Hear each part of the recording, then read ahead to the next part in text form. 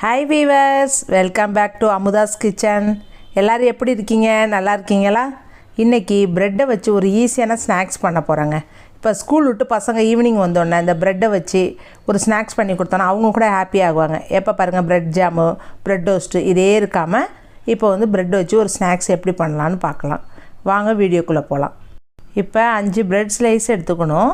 நான் ரெண்டாக வச்சு கட் பண்ணுறேங்க. அந்த சைடாக இருக்கிற ப்ரௌன் கலராக இருக்கிற கார்னர் மட்டும் கட் பண்ணி எடுத்துகிட்டு 4 பக்கட்டும் கட் பண்ணி வச்சிடணும்.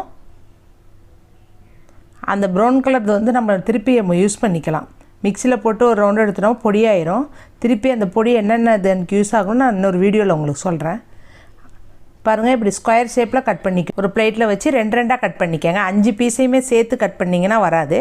2 பீஸாக வச்சு கட் பண்ணி இப்படி கட் பண்ணி வச்சுருக்கேன் பாருங்கள். எல்லாத்தையும் ஒன்றா எடுத்து வச்சுருங்க. இதுக்கு தேவையானது இந்த மாதிரி ஸ்கொயர் பண்ணி வச்சுருக்கேன். ப்ரெட்டு 2 பச்சை மிளகா கட் பண்ணியிருக்கேன். கொஞ்சம் கருவேப்பிலை எடுத்து வச்சுக்கோங்க. கொஞ்சமாக கொத்தமல்லி அது கூட கழுவி கட் பண்ணி வச்சுட்டேன். 2 ஆனியனுங்க கட் பண்ணி இது மாதிரி பொடியாக நறுக்கி வச்சுக்கணும். ஒரு டொமாட்டோ கூட கட் பண்ணிக்கணும். கொஞ்சம் இஞ்சி பூண்டு பேஸ்ட்டு 1/2 டீஸ்பூனு, 1/2 டீஸ்பூன் காரம். ஏன்னா காரம் ரொம்ப எடுக்காது ப்ரெட்டுக்கு, கொஞ்சம் கம்மியாக தான் போடணும். கரம் மசாலா 1/2 டீஸ்பூன், தேவையான அளவு உப்பு. இதுக்கு தேவையான பொருட்கள் இவ்வளோதாங்க. இப்போ ஒரு கடாயை எடுத்து வச்சுட்டு ஸ்டவ்வில் கொஞ்சமாக ஆயில் விட்டுக்கோங்க. 2 ஸ்பூன் போதும். கட் பண்ணி வச்சுருந்தோம்ல வெங்காயம், அதையும் எடுத்து போட்டுருங்க. அதில் வெங்காயம் நல்லா வதக்கிட்டு ப்ரௌன் கலர் கொஞ்சம் லைட் ப்ரௌன் வரணும். நல்லா வதக்குங்க. பச்சை மிளகாய் எடுத்து போட்டுட்டேன். கட் பண்ணி வச்சுருந்த பச்சை மிளகாய், டொமாட்டோ கட் பண்ணி வச்சுருந்த டொமாட்டோயும் போட்டுவிட்டேன். ஒரு டொமாட்டோ சின்னதாக கட் பண்ணி வச்சுருந்தேன், அதையும் போட்டாச்சு. நல்லா கொஞ்சம் வதக்கி விடுங்க. பச்சை வாசம் போகணும்.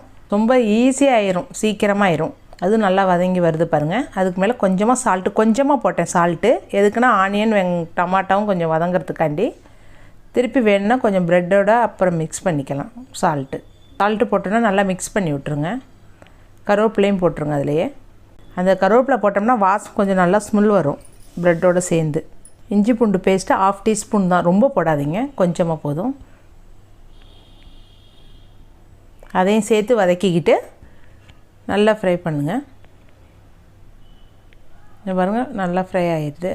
1/2 டீஸ்பூன் காரப்பொடி, மிளகாய்த்தூள், கரம் மசாலா 1/2 டீஸ்பூன், அதையும் மிக்ஸ் பண்ணிடுங்க. நல்லா ரெண்டையும் சேர்த்து நல்லா வதக்கி விட்டுட்டிங்கன்னா அந்த மசாலா வாசம் கொஞ்சம் போயிடும். ஆயில் இருக்கிறதுனாலே நல்லாயிருக்கும். இப்போ வாட்டரு சின்ன கப்பில் கொஞ்சமாக ஊற்றிடுங்க. கொஞ்சமாக ஊற்றினா போதும், ரொம்ப ஊற்றக்கூடாது வாட்டரு. ஏன்னா அதுவும் கொஞ்சம் மிக்ஸ் பண்ணதுக்கான மசாலா எல்லாமே மிக்ஸ் ஆகிறதுக்காண்டி. இப்போ எல்லாத்தையும் கலக்கி விட்டுட்டோம் பாருங்கள். நல்லா மிக்ஸ் ஆகிடும். கொஞ்சம் கொதிச்சு வந்துடும் அந்த மசாலா கூட. இப்படி நல்லா கொதித்து வந்ததுக்கப்புறம் ப்ரெட்டை ஆட் பண்ணணும். நம்ம கிண்டி விட்டுக்கிட்ட மறுபடியும் இப்படி நல்லா கொதித்து வரணும். நல்லா கொதித்து வந்ததுக்கப்புறம் தான் நம்ம கொஞ்சமாக மறுபடியும் இது சால்ட்டு போட சொன்ன பாருங்கள். மறுபடியும் கொஞ்சம் போட்டுக்கோங்க சால்ட்டு. ஏன்னா ஃபஸ்ட் டைமும் வெங்காயமும் தக்காளி வதக்கிறதுக்காண்டி போட்டேன். இப்போ மறுபடியும் கொஞ்சம் போட்டுக்கிட்டோம். பத்தலைன்னா போட்டுக்கலாம். இப்போ பாருங்கள், ப்ரெட்டை எல்லாத்தையுமே ஆட் பண்ணிட்டேன். கட் பண்ணி வச்சுருந்தோம் பார்த்தீங்களா, அந்த ஸ்லைஸ் எல்லாத்தையுமே போட்டுருங்க. இதில் 5 பீசஸ் கரெக்டாக இருக்குங்க நான் சொன்ன இதுக்கு. அப்படியே மெதுவாக அப்படியே கிண்டி விடுங்க. அந்த மசாலா வந்து ப்ரெட்டுக்குள்ளே போகணும். சிம்மில் வச்சுருங்க ஸ்டவ்வை. கொஞ்சம் கொஞ்சமாக கலந்து விடுங்க. அப்படியே ஸ்லோவாக பண்ணுங்கள். 3 மெம்பர்ஸ் சாப்பிட்லாங்க. கொஞ்சமாக ஸ்நாக்ஸாக இல்லைன்னா நல்லா நிறையா சாப்பிட்ற பசங்களுக்குன்னா 2 மெம்பர்ஸ்க்கு தான் வரும். நீங்கள் அதுக்கு தகுந்தாப்பில் இன்னும் ஒரு ஆனியனோ ஒரு டொமாட்டோ கூட வச்சுட்டு இன்னும் ஒரு 4 ப்ரெட் ஸ்லைஸ் போட்டு பண்ணிக்கலாம் கூட. அவ்வளோதான். எவ்வளோ ஈஸியாக இருக்குது பாருங்கள். எப்போ பாருங்கள் ப்ரெட்டுனாலே பிடிக்காது பசங்களுக்கு. இந்த மாதிரி பண்ணி கொடுங்களேன், நல்லா சாப்பிடுவாங்க. நம்மளுக்கு கூட பெரியவங்களுக்கு கூட இது நல்லாயிருக்கும், சாப்பிடலாம். ஸ்நாக்ஸ் மாதிரி ஆயில் ஃபுட்டுக்கு இது பெஸ்ட் இல்லை. வீட்டில் இருக்கிற பொருளை வச்சு எவ்வளோ சீக்கிரம் பண்ணுறோம் பார்த்தீங்களா. ஏன்னா எல்லாருக்கும் தெரியும், ஆனால் நம்மளால் பண்ண மாட்டோம். என்னது அப்படின்னு நினைப்போம், செய்யணுமா அப்படின்னு. ஆனால் இது மாதிரி செஞ்சு பார்த்ததோட நம்மளுக்கு கூட ஒரு இன்ட்ரெஸ்ட் வரும். இங்கே பாருங்கள், கொத்தமல்லி அதுக்கு மேலே தூவி விட்டுருணுங்க. அப்புறம் மறுபடியும் ஸ்டவ் ஆஃப் பண்ணி வச்சுட்டு இந்த மாதிரி கிண்டி விட்டுக்கோங்க ஒரு வாட்டி. கொஞ்சம் ப்ரெட் ஸ்லைஸ் வந்து அந்த பீசஸ் வந்து முழுசாகவே இருக்கிற மாதிரி பார்த்துக்கோங்க. ரொம்ப கிண்டினீங்கன்னா உடஞ்சி போயிடும். அவ்வளோதாங்க. பார்த்தீங்களா எவ்வளோ ஈஸியாக செஞ்சாச்சு. நீங்கள் கூட செஞ்சு பாருங்கள். சீக்கிரம் ஒரு ப்ரெட் பாக்கெட் வாங்கிட்டு வந்து இதே மாதிரி செஞ்சு பசங்களுக்கு கொடுத்து நீங்கள் கமெண்ட்டில் எப்படி வந்திருக்குன்னு எங்களுக்கு சொல்லுங்கள். ஓகேவா விவர்ஸ்?